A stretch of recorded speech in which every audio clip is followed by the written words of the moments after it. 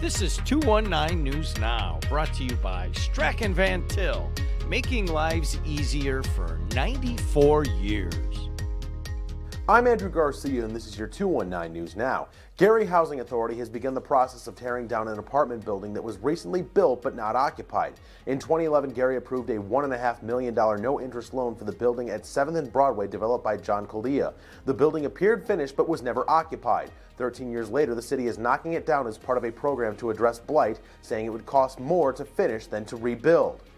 Hobart and Portage are scrapping curbside recycling as it becomes less profitable for waste disposal companies, which have been sending recyclables to the landfill if they're mixed in with trash or haven't been cleaned. Portage officials said nothing residents dropped in their recycling bins over the last 2 years was actually recycled. We cannot in good faith continue to allow those who recycle correctly to believe that their efforts are actually making a difference, Hobart Mayor Josh Huddleston said.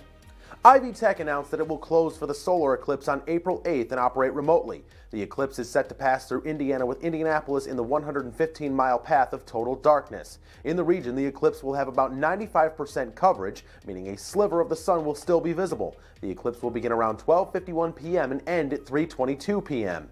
And in sports, both the PNW baseball and softball teams were in action on Sunday with doubleheaders. In baseball, PNW dropped Game 1 to Wayne State 9-1. In Game 2, the Pride held a 2-1 lead into the 6th before the Warriors scored 4 runs to take the lead for good, with the final score being 6-2. In softball, PNW fell 11-5 in Game 1 of its doubleheader with Grand Valley State. The Pride offense was silenced 4-0 in Game 2.